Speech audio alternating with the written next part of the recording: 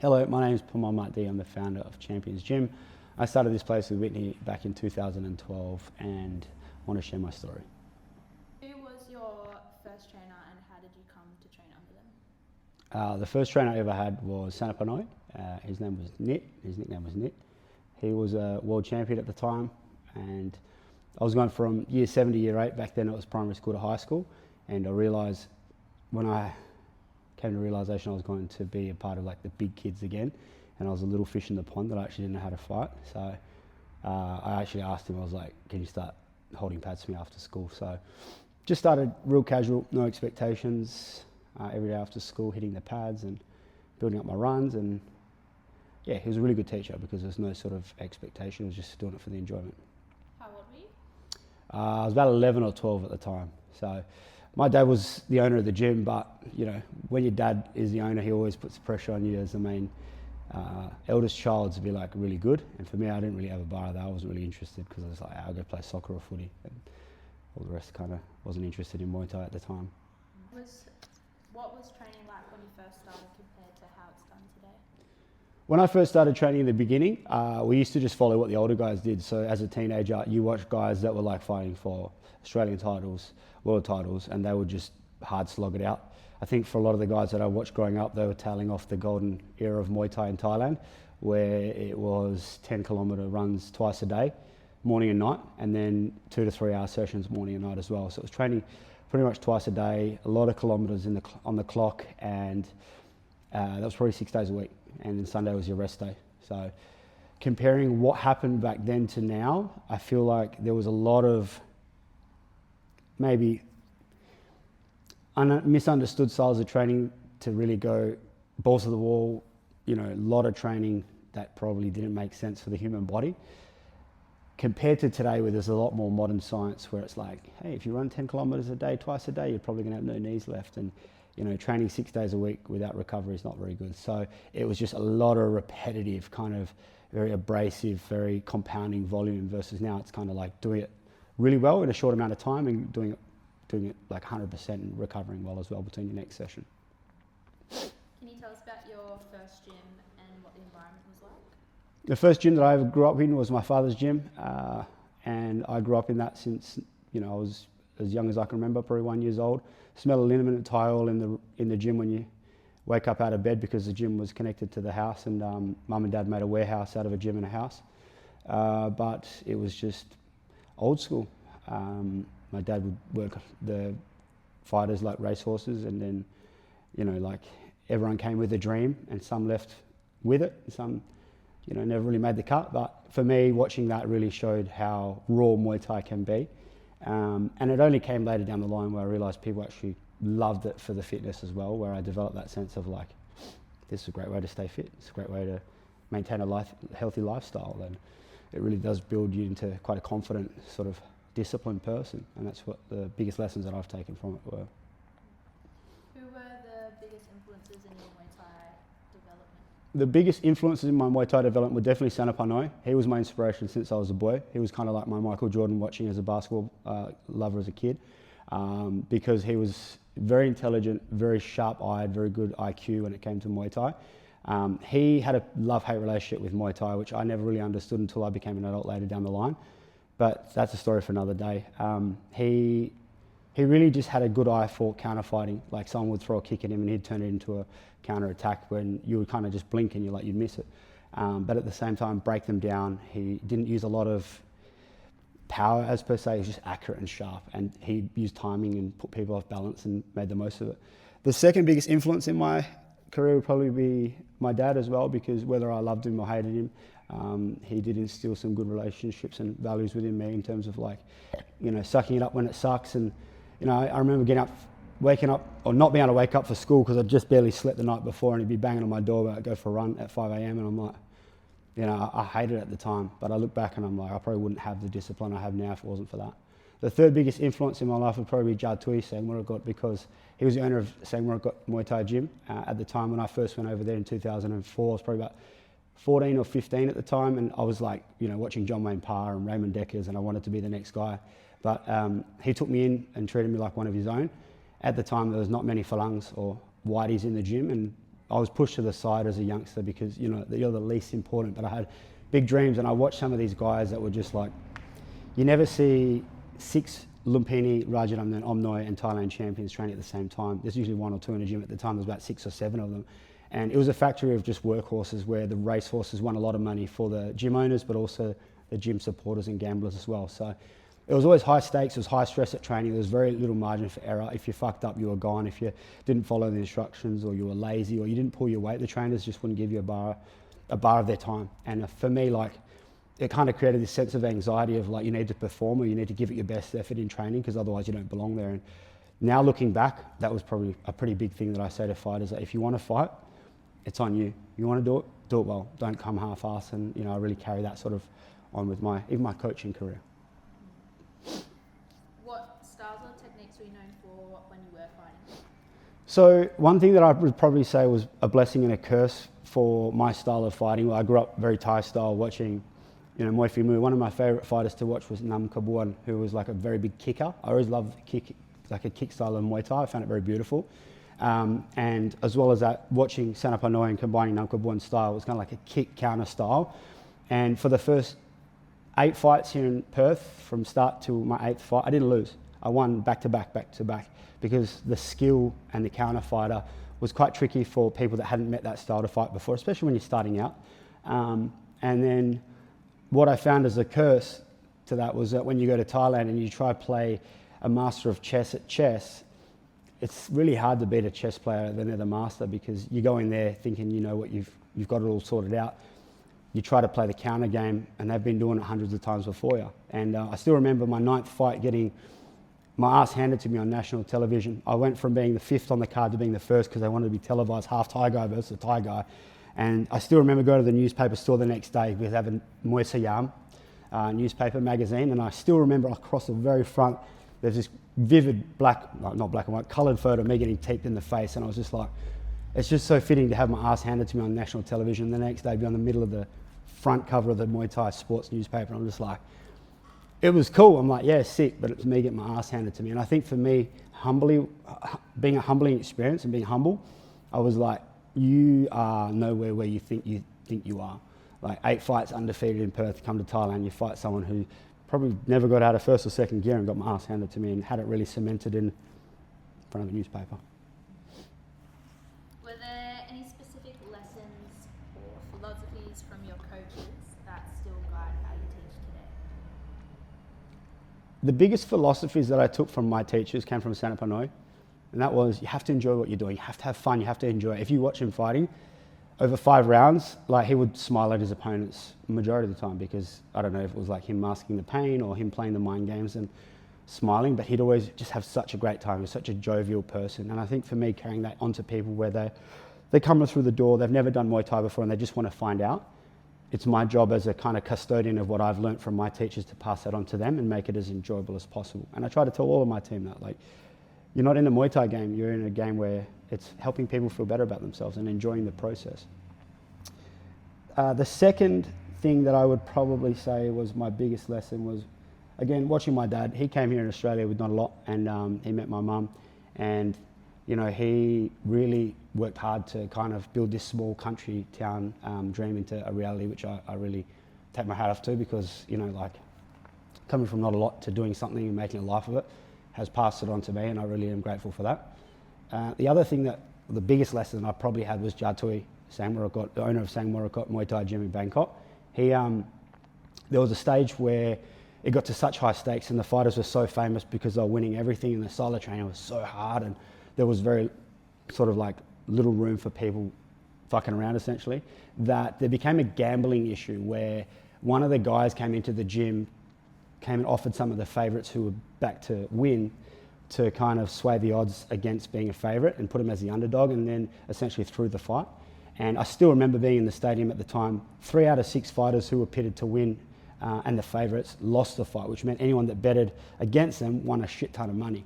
However, out the back, you know, the gym owners, the supporters, all the people that kind of get around and back and fund these guys and their training and their cost of living and pretty much feed these racehorses to win in the race, they were just livid, thinking like, asking the fighters like, why'd you lose? We told you to kick left against, you know, this guy, and you kicked right, and you blatantly just threw the fight. And to cut a long story short, what happened was no one knew that the guys had come in and caused the match fixing. And Jatui actually, I still remember very vividly, on the Tuesday after the Saturday fight, he came and brought everyone, sat him down in the gym, and he was like, I need to know who threw the fight. I need to know who was willing to accept the notion of actually throwing a fight in the first place, and I want to know who doesn't have a backbone to want to give up when the going gets tough for money. And for me, like, just sitting there watching that really taught me like cowardice, and to throw a fight and back down is one of the worst things you can do in life, because the consequences of those fighters was, like, they got blacklisted from stadiums for a very long time. It was the end of careers for many of those people. The money that they made probably wasn't worth it. And just the honour of the humans that gave up the fights and threw the fight because of money showed that when you give up, you're a coward, and there's no room for that in everyday life. And for me, even sometimes when I think about giving up, I think back to that moment. I'm like, how do you want to be remembered? You want to be a coward, or you want to be someone that, you know, lives honourably and, you know, respectfully? So that was a huge thing. It was like a huge scandal that really was a huge learning lesson for me. Did you train under any well-known legends or anyone famous, or any famous gyms back in Thailand? One of the biggest things that I was very humbled, or one of the biggest things that I was very lucky to have when I was growing up, was my dad brought the Golden Era fighters to Perth. My mum and dad put them on at Burswood as a massive event at the casino. Songchai was one of the co-promoters, who was very famous at the time in 92 to 96. And he brought Nam Kabuan, Jong Sanan, Koban, he brought Lang Suan, all of these massive Golden Era fighters that we look back on YouTube and study their styles. And at the time, you kind of like, oh, that's cool. Looking back, like, they were just a massive inspiration of, like, I'd watch them on VHS. My dad would encourage me to kind of put the tape in, press play, sit there for hours, rewind, press play, and then I'd go and try to do it in training. Moving forward, Sanapa Noi, he was instrumental for kind of paving the way for a lot of the WA legends that we have today, because he was like an older brother to a lot of the guys that came through the gym, such as Oliver Olsen, Daniel Dawson, John Miles. He passed when I was about 12 years old, but he was just an amazing fighter. I mentioned him already.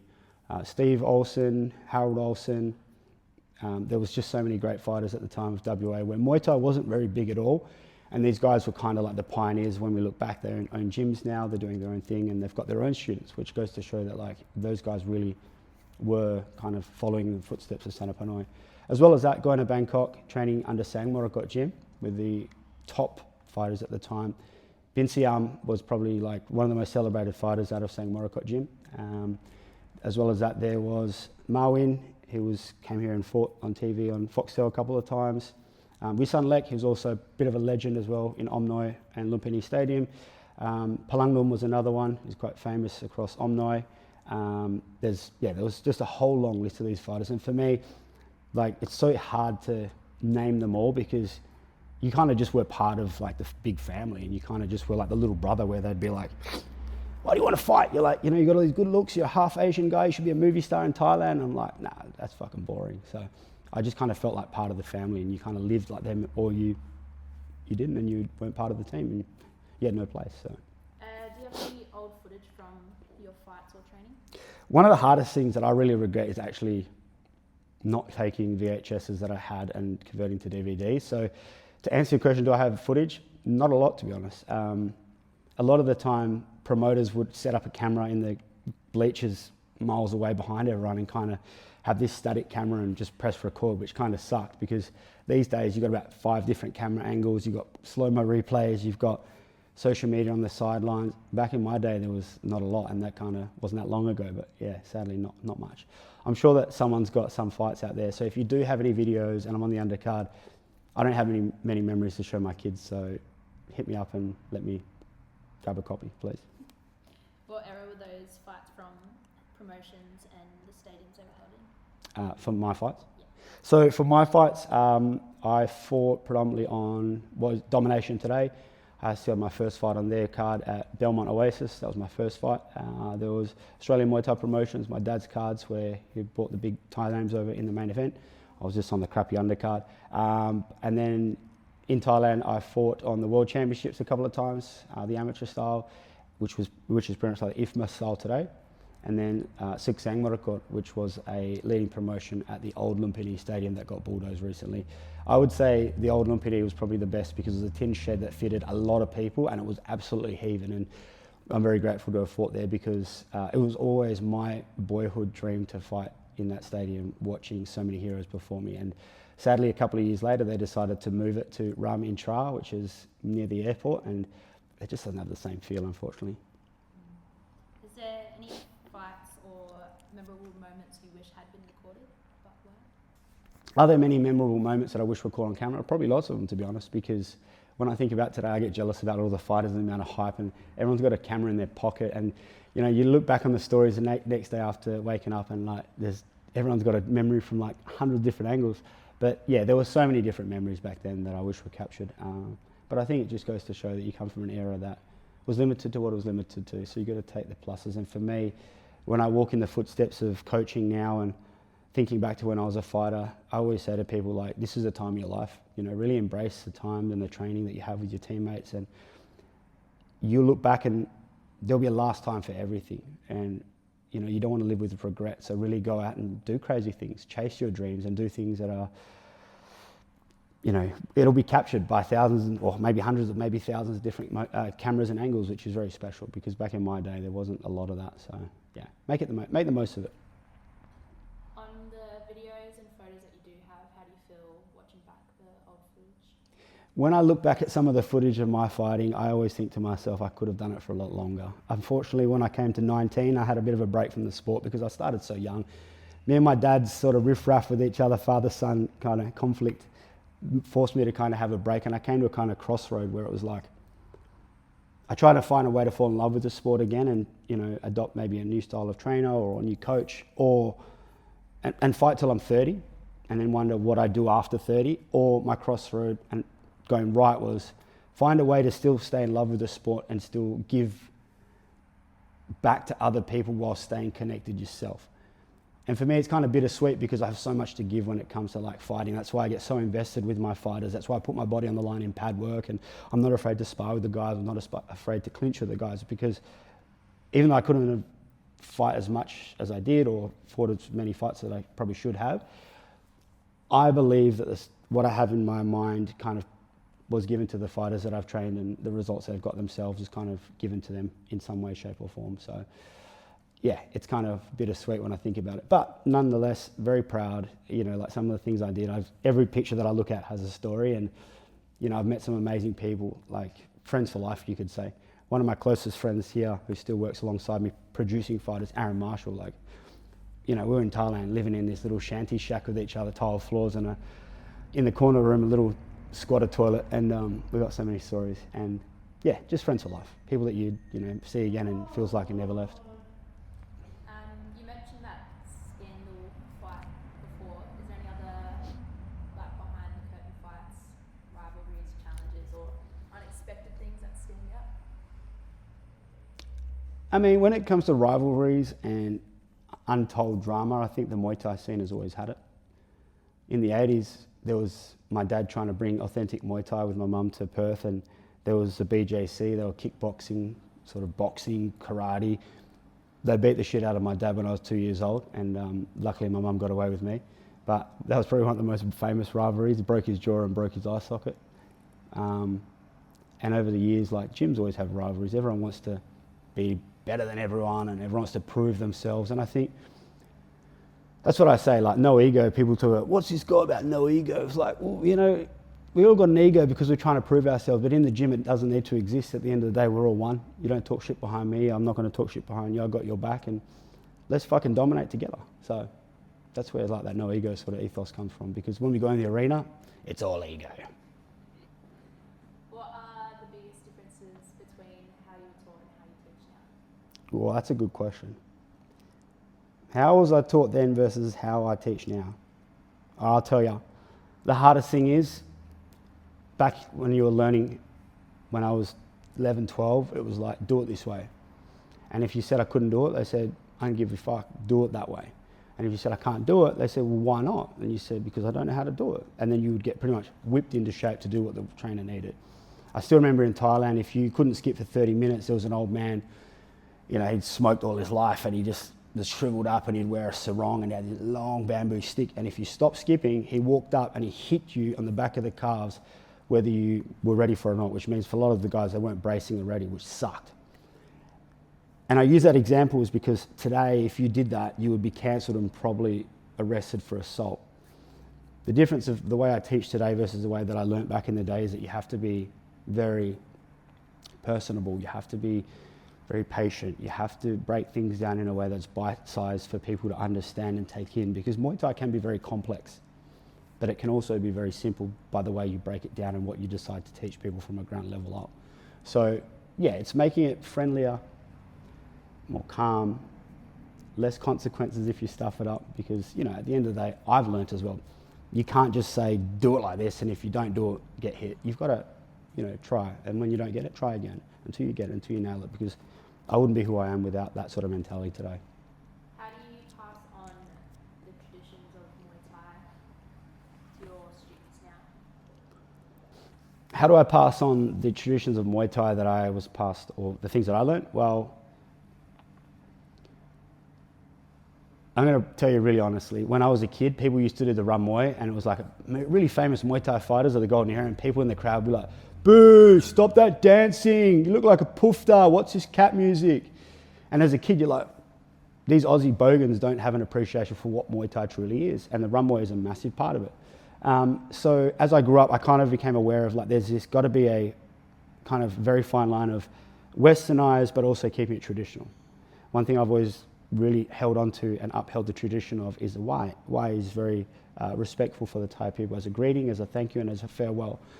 When it comes to you know, touching gloves with your training partners, bow at the beginning, bow at the end. If you make a mistake, you bow, you apologise. I haven't really taught the language to a lot of the students that I have. I'll teach them, you know, like left from their right, teach them kick, knee, elbow sort of words. The Run Muay is something that kind of always stood true to me because of the Aussie bogans kind of heckling, you know, what it's all about. And today I've realised with the advent of Instagram and social media, like it's like so in now, you know, and it's a shame that 20 years ago that wasn't the case. But yeah, trying to keep the Run Muay traditional, trying to keep it sort of tasteful, because it's got to be a fusion of both. We're not in Thailand, we're not all fully Aussie bogan, we've got to be in the middle some way. So it's kind of like a really beautiful simulation now, because people have an appreciation for it. They know what it's about. Other than teaching people how to fight, as a coach, what do you hope to pass on to your students? One of the most important things that I want to teach people is that Muay Thai will help you become the best version of yourself in every single day life. It will help you live a little bit longer on this earth. And the reason I say that is because I've grown up watching people come through the door with Muay Thai with a dream, and they've left with either nothing or they've left with a dream. The people that left with a dream came because they worked hard and they dedicated themselves and they surrendered themselves to the process. The ones that didn't, they fell short to drugs, alcohol, partying, some went to jail, some just disappeared and no one's ever seen them again. And it's kind of really clear of that. If you apply yourself and you might compete or you might train for a certain amount of time, the lessons that you learn during training are applicable to every single day life. Like, even though I stopped fighting a long time ago, like when it comes to relentlessness, you know, getting up and doing the things that I don't want to do, such as sometimes you've got to do book work, computer work, you've got to do A, B, C. I'll even sweep the floors because, you know, for me, like in the gym, you had to do that. But it's just that 5 a.m. knock on the door where your dad wakes you up and go for a run. It's still the same, it doesn't leave you. When you get knocked down, you know, and you're like, I don't want to do it anymore, it sucks. You get back up because you think to yourself, I don't want to be a giver-upper. I don't want to be a guy that kind of shies away because of the lesson I talked about just before. When you kind of get a shit mixer in life and, you know, you get dealt a card that maybe is not ideal, you got to find a way to solve the situation in front of you. So it's kind of just being adaptable. So for me, it's just showing people that, passing on my message through Champions Gym, that fight sports is very beneficial. It keeps you grounded. And, you know, we come alone, we go alone, and, you know, I think it's really important that we develop that sense of self within, deep within, so that we can pursue whatever sort of dreams that we have within ourselves. Is there anything that you teach exactly how your own crew taught you back in the day? There's quite a lot of things that I teach the same way because I knew that was what worked. I would never sort of change it, because don't fix what's not broken, right? Things like drills, like breaking things down really simply. You know, when something comes at you, what do you return it with? How do we build muscle memory? How do we build reaction time? How do we build adaptability? How do we build our conditioning and our fitness ready for when it comes to fight time? all of these little things I've taken from what was given me. And I even thought back the other day, like, how many years of what I'm doing now has this been passed down through generation? Like, really kind of gets me thinking, how far along or where did this start? Because, yeah, like, I've taken bits of things that I've adapted myself, but the core of what I teach is from so many great people before me. Find the hardest part of your training journey? The hardest part of my training journey was my self-doubt, without a doubt. I think one thing that I learnt from a very young age was like physical conditioning and being fit and strong and be able to like go to war with someone for 5 rounds is key, right? But the thing that I look back on now and what I learned in probably the last 5 to 10 years is how important your mindset is and your self-doubt and your self-talk. And I think that's something that I really struggled with growing up. And I probably may have gone a lot further in the sport if I'd actually been aware of that and had someone to kind of help me through that. You know, growing up a troubled teenager, finding Muay Thai, you know, doing it because you wanted to learn how to fight and defend yourself, has all this intertwined, deep, dark sort of feelings apart. It kind of all comes to the surface as self-talk and self-doubt. I'm really big on the mindset for the fighters that I coach now, because fighting is probably 80% mental, 20% physical. And in this day and age, everyone has a really good, fit, strong, healthy body. We've got conditioning, we've got all these protocols, we've got all this resource on the internet. But the mindset is what lets a lot of people down when it comes to showing up for sessions every day when you don't want to. What to do when you don't believe in yourself, or what you can do to kind of overcome a tricky situation that maybe we're faced with as a roadblock. So, did you ever think about quitting, and if so, what kept you going? every day I thought about quitting. It's hard to say that because you'd run and you'd be like 5 a.m. in the morning, you're going to run a 10 kilometre run and it's like 6 degrees outside. I still remember like pulling on my shoes and putting on this beanie and kind of 3 layers of jumpers and a jacket and like this, you know, mask across your face. And I'd be like, what the fuck am I doing this for? But then the other part of me was like, it's because you have a dream and you want to become a champion. You want to become the best at what you do. You want to prove yourself that all of this that we're doing right now is going to amount to something. And I didn't know what the amount to something was. I knew it was like belts and chasing titles and all that status, because no one can take it away from you. But there was so many times where you're like, just stop, just don't do it anymore, or have a break, have a rest. But then you also like don't have the room to do that because there's something with the bamboo cane, so you just got to get on with it. And it was kind of just like this stop, start conversation with yourself of do it, don't do it, do it, don't do it, or like little people on your shoulder. But you kind of just had to tell the one that said stop doing it to shut up and keep going. Do you feel like you lived out your dreams? Did I live out my dreams? That's a really good question. Did I live out my dreams? I think I would say 80% of my dream was lived to fruition, because I got to win the Australian title at 17. Now looking back and being an adult, I realised that I did a lot of my fighting at a time where I didn't have to work and earn a living as well, which a lot of people do in this day and age. I was at high school and I had it quite easy living at home, and the gym was next door to the house. So a lot of the things that I got to do were because it was kind of there and ready for me to go. It was just up to me to do it. The other 20% was, I think, stopping at 19 and not pursuing it further. There were some really big Queensland names that I just wanted to prove myself against, and because I took the break that I did for as long as I did, I never got a chance to come back and prove myself to those guys. But look, I like to say it myself, what I would have done in my fight career, I did in my journey of Champions Gym and creating the place that I have, in the environment, the training, the coaches, the methodology for the everyday person versus the people that want to fight. And, you know, like you look behind me, some of the people on the wall, you know, we've done some amazing shit, some amazing stories of like triumph where people have come back from being down and won the title. People have injured themselves and come back to win. And yeah, there's some really kind of key moments for me as a coach that stand out. If I was to go back to my younger self, the one piece of advice that I would give him was, don't put so much pressure on yourself. I think that's something that I really did because I wanted to do well and I really cared about what I did. I actually didn't have any sort of plan B or backup plan. It was just balls to the wall, burn the boat, go for it, and give it everything you've got. And that's something that kind of created, it was very good fuel, and it was very determination, and created a lot of discipline and kind of forward motion and movement. The one thing that I found it did create a lot of unenjoyable moments for me where I potentially didn't enjoy the process as much as I should have. You know, being a part of such great family at seeing what I've got every day was just show up and work, and you didn't actually stand around and look and go, this is actually an amazing time. So I guess it's, don't be so hard on yourself. Don't put so much pressure on yourself. Enjoy the process. not just a destination. Are there any differences from the fighters back then to the fighters today? I definitely think there are. There's not a lot of differences, but I think there was a lot of hard men back then in terms of like, there were guys that would work a forklift job, 5 till 4, and they'd come back to train because they just loved it. They would train for 3 hours a day, and there was guys that would lay bricks and they'd come, straight from work, and they would train because they loved it. They'd never heard this sport before. There was it was very physical. There's a lot of hard men that kind of came in here because they had something to prove. And it's not because they wanted to do it because they wanted to look good or they wanted to prove something to someone. They just love actually smashing on with people. And I still kind of recall these guys, and I'd be like, look at them like, how do you have the energy to do what you do? Compared to today, I think there's a lot of people that have a dream because they see it and they're inspired, which I think is beautiful. But I think the thing that lets people down is the amount of work that's required to get to the dream that they actually want to achieve. And for me as a coach, I always say to people, when they come to me and they say, Coach, I want to fight. I say, okay, great, that's amazing. Why do you want to fight? And they'll say, I just think it looks cool. And I say, well, unfortunately, whilst it looks cool, that's not the only reason that I believe that you should fight. It is tough.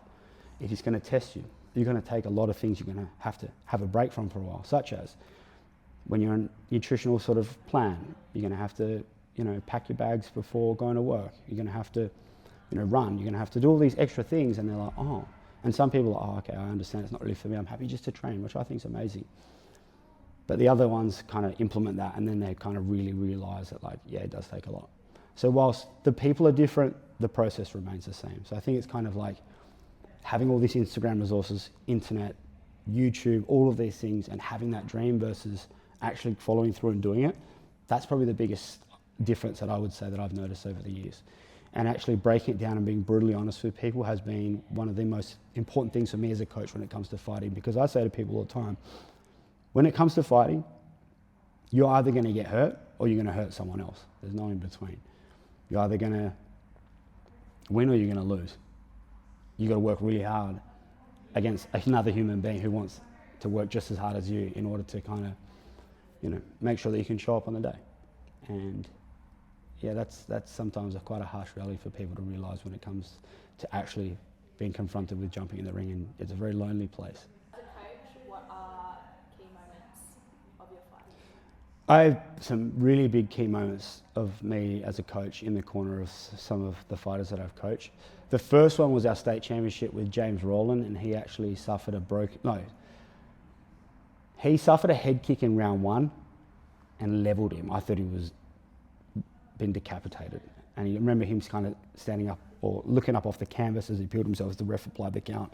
And his eyes were kind of like glazed over, cross-eyed, and I was like, oh my God, the first state title we've ever had, and he's just been head kicked to oblivion in round 1, probably after a minute or so. He got up from the canvas and we kept fighting. He recovered, didn't get put away, luckily. And then I think it was at the end of round 2, he came back to the corner and said, I've broken my arm. I said, what do you mean? He's like, I've broken my arm. And I said, okay, you've broken your arm. Well, look, we can't actually tell the referee you've broken your arm, but you're going to have to kind of hide it until, the end. Are you willing to do that? He said, yes, coach. Anyway, he came back. He actually ended up scoring a knockdown in round 4, kicking the guy's inside thigh, and he came out to win the belt, which was massive because he didn't punch with his arm. He elbowed with it, but he didn't punch with his arm. He's a southpaw. And he won the title, which is the first Muay Thai state title for us, the WMC championship. And for me, like as a coach, I was just like, everything that I've ever wanted as a coach has come to fruition at this moment. And it kind of sparked that hunger for more.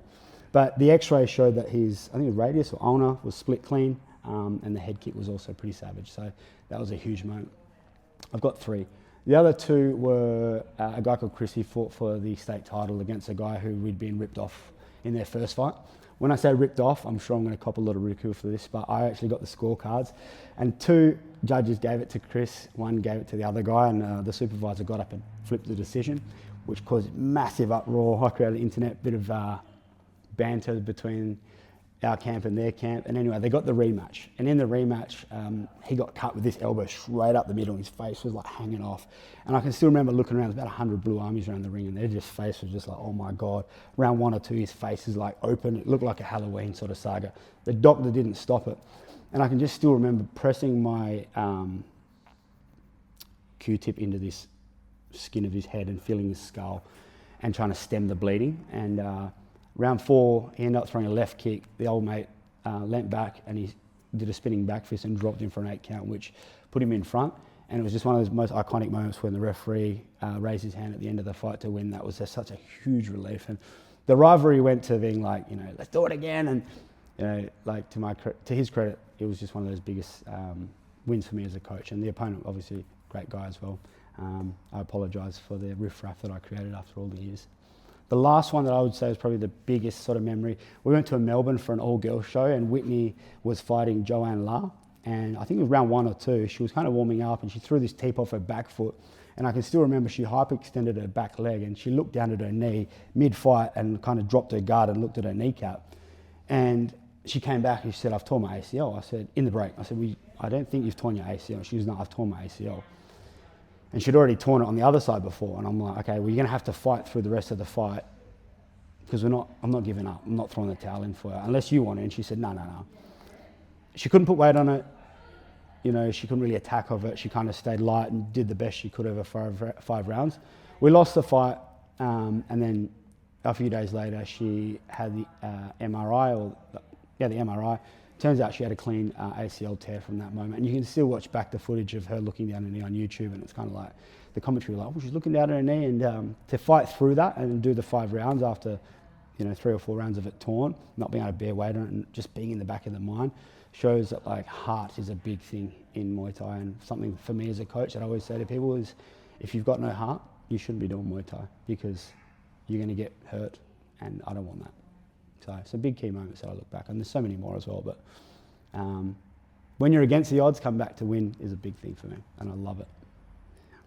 So yeah, I guess that's my story. A couple of great questions there thrown my way, and I really appreciate your time for watching. I hope my story is something that you can take value from, and I think one thing I always say to people, you may be afraid to start your Muay Thai journey, or you're wondering if it's going to be right for you. You're never going to know until you actually just give it a go. So like I always say to people, start somewhere, start small, have no expectations, and see where it takes you. You never know, you can look back after 25 years and realise it would be a game changer.